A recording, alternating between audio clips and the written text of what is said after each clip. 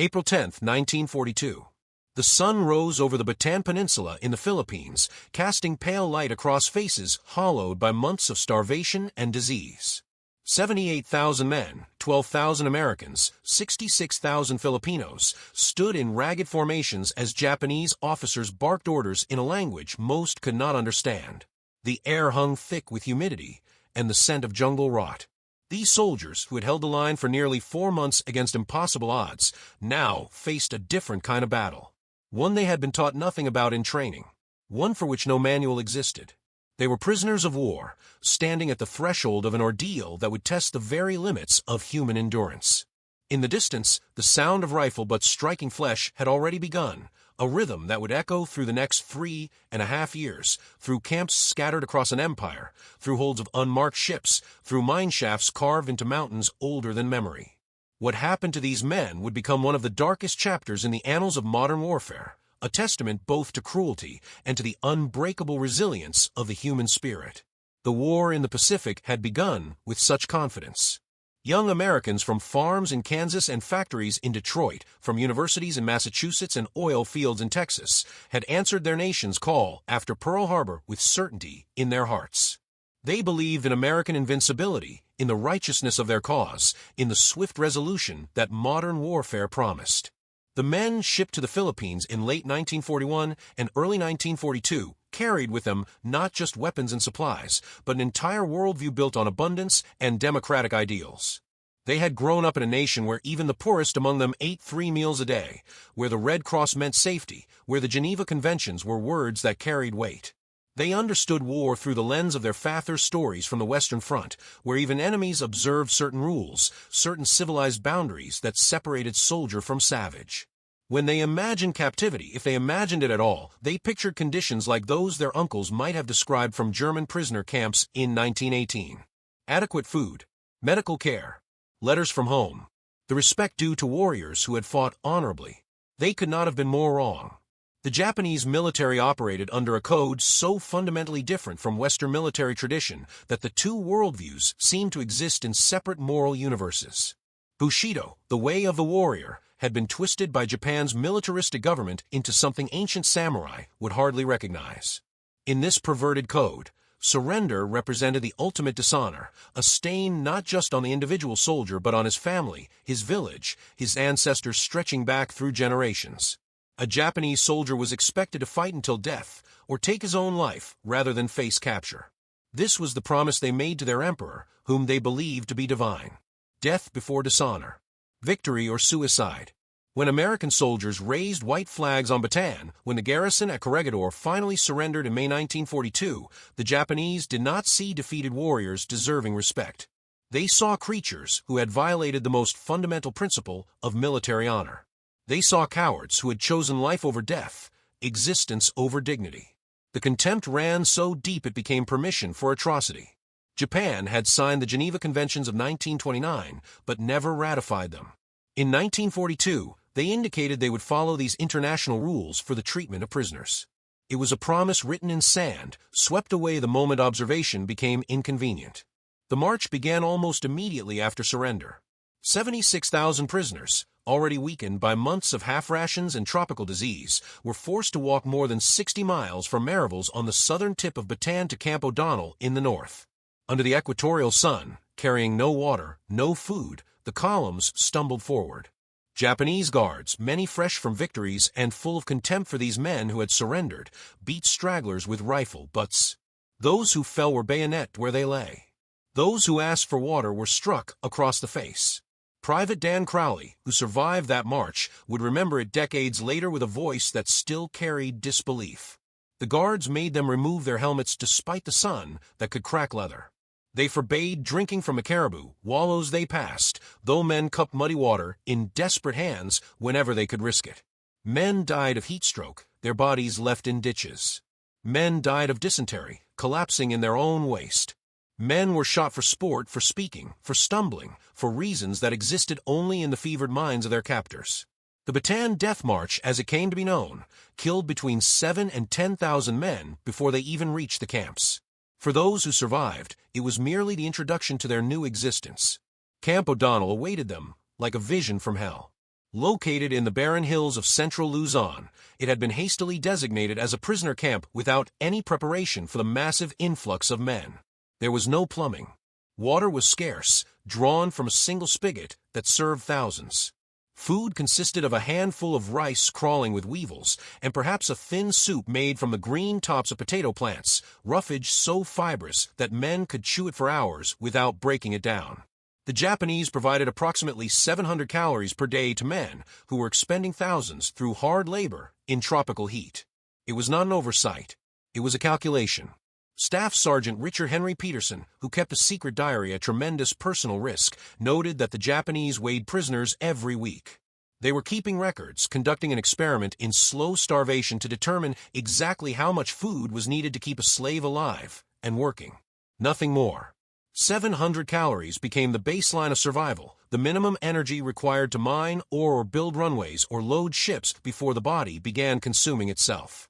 Men shrank into walking skeletons. 150 pounds became 120. 120 became 90. Skin stretched across bone, like parchment. Teeth loosened in bleeding gums. Hair fell out in clumps. The body, deprived of protein and vitamins, began shutting down non-essential systems. Eyesight deteriorated. Night blindness swept through the camps like a plague. Men unable to navigate after dusk, stumbling into posts and trenches. Open sores appeared that would not heal, tropical ulcers that ate through flesh down to the bone. And always disease. Malaria, dysentery, beriberi, pellagra, dengue fever, cholera. In those first 6 months at O'Donnell and later at Cabanatuan, the primary causes of death were malaria, dysentery, and starvation, often all three working in concert, each weakening the body until it could no longer fight the others. As time wore on, diet-dependent diseases joined the onslaught. Beriberi, caused by thiamine deficiency, caused feet and legs to swell with fluid until men could barely walk, could barely recognize their own extremities as human. Pellagra brought skin lesions, dementia, diarrhea, the 4DS that indicated the body's complete inability to process what little food it received. Chief Warrant Officer John Stensby remembered his ankles swelling to twice their normal size, his bladder unable to hold urine, his anus tearing open each time he tried to pass a stool. He dropped to 114 pounds. Men carried their own sickness like a burden they could not set down. A temperature of 103 degrees earned you light duty if the Japanese felt generous, but sick rations were cut by 1/3. The mathematical cruelty was precise. You received less food exactly when your body needed more.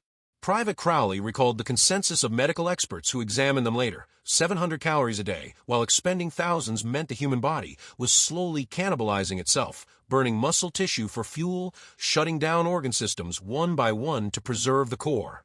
They were dying in slow motion, measured in ounces of lost flesh, in degrees of fever, in the growing number of 12-inch wooden boxes stacked outside the camp crematorium. Yet even this was not the extent of their suffering. The Japanese put them to work. International law prohibited the use of prisoner labor for military purposes, but such niceties were meaningless to captors who had already demonstrated their contempt for every civilized principle of warfare. At Palawan Island in the Philippines, Crowley was sent to build an airstrip with nothing but picks, shovels, axes, and handsaws. The jungle vegetation had to be cleared, every tree, every root. The ground had to be leveled by hand. Then came the rock, jagged limestone that had to be dug up, loaded into mine cars, and pushed by teams of 6 starving men across ever-increasing distances. The camps lay just north of the equator. The only clothing issued was a loincloth. Men worked naked under a sun that burned their skin black, their hair growing wild down their backs like shipwrecked sailors from another century. If a mine car stalled, if the team failed to get it moving quickly enough, the guards descended with clubs. Work very hard or be beaten. The equation was simple. Work until you collapsed or be clubbed to death where you stood. In Taiwan, prisoners were given poles across their shoulders with buckets on each end, loaded with rock, forced to haul these loads up mountainsides from riverbeds to complete railway construction. They went out to work in darkness and returned in darkness, the hours between filled with backbreaking labor that served only the Japanese war machine. In coal mines and copper mines and nickel ore mines scattered across the empire, Americans dug deep into the earth for materials that would be forged into weapons to kill their countrymen. The bitter irony was not lost on them. But the prisoners were not merely victims. They were still soldiers, still Americans, and they waged their own secret war against their captors with whatever weapons they could find. Resistance took forms both large and small, acts of sabotage that ranged from ingenious to the absurdly brave.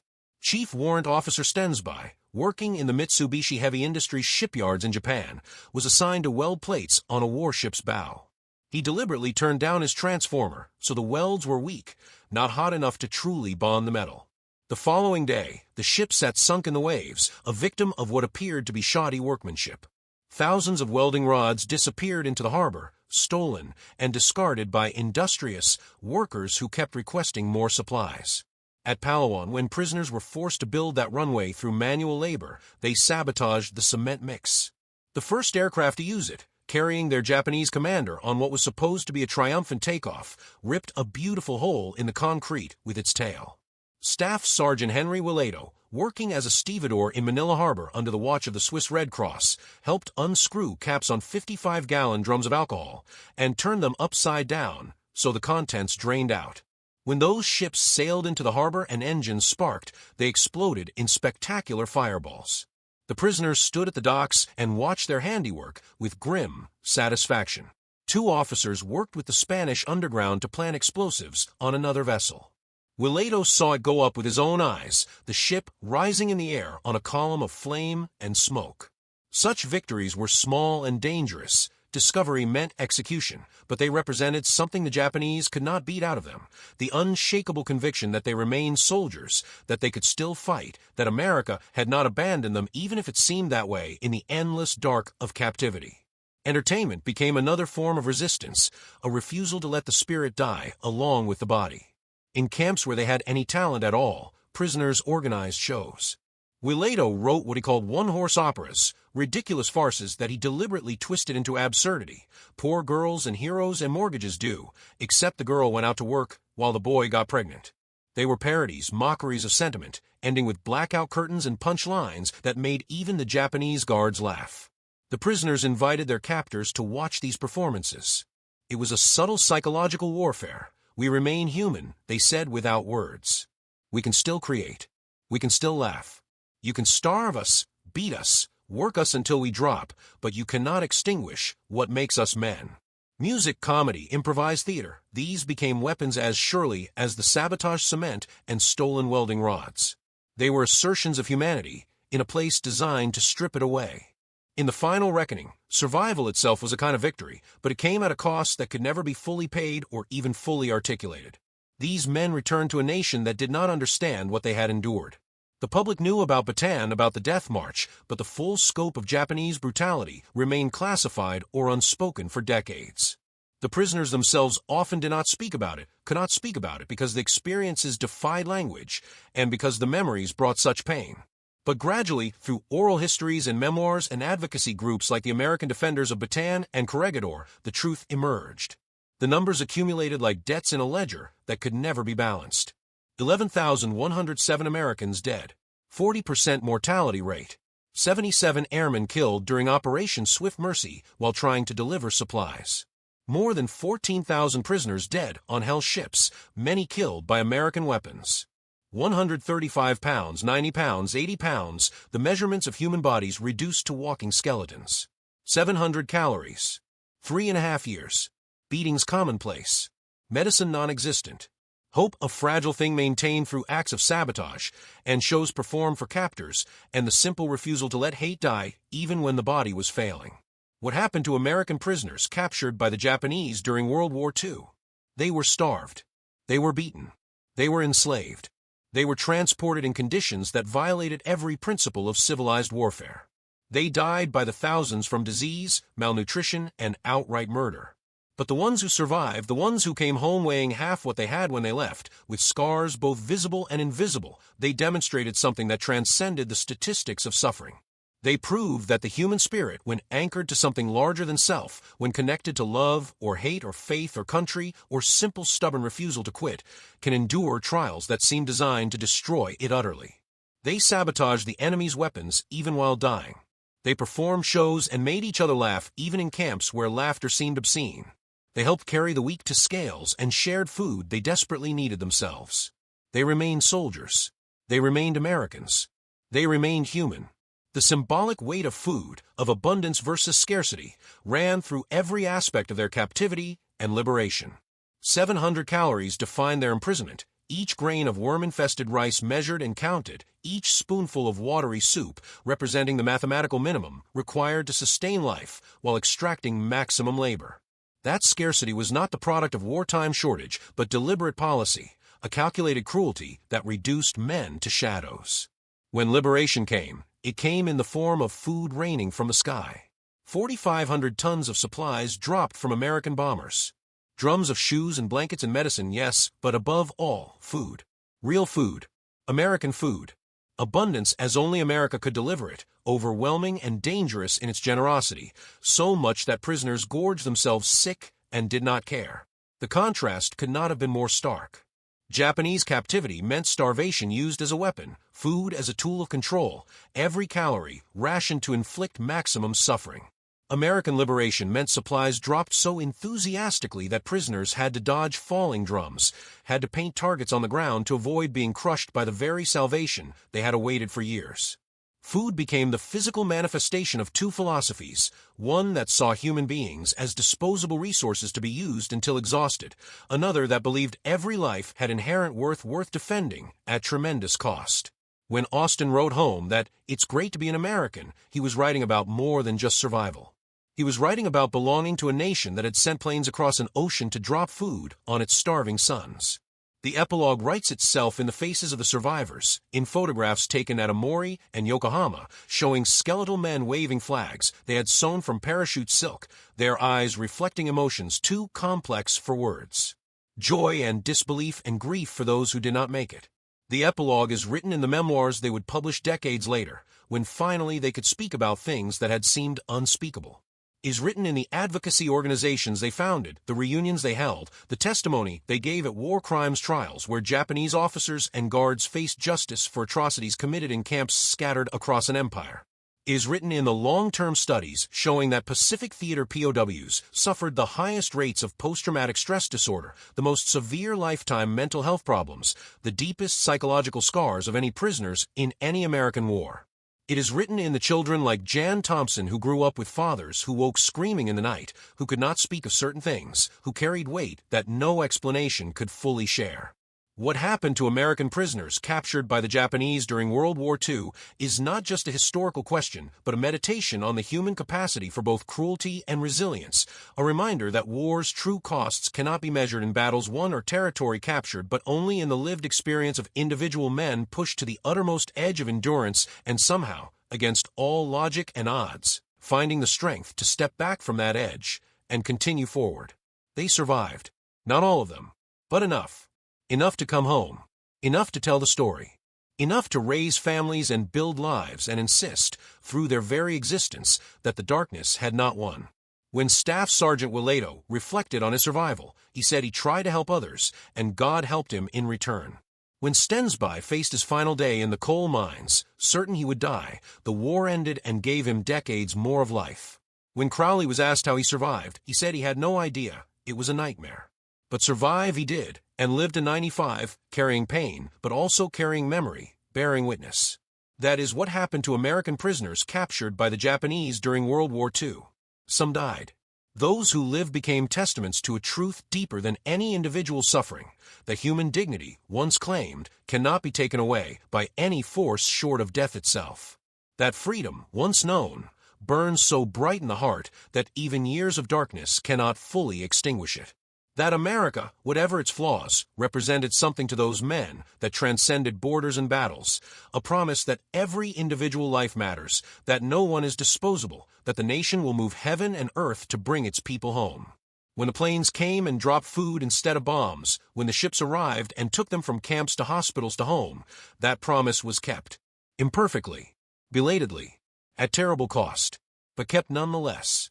And in that keeping lies a truth about democracy and abundance and the value of human life that no amount of cruelty could erase, a truth written not just in words, but in the very survival of men who should not, by all rights, have made it through, but did.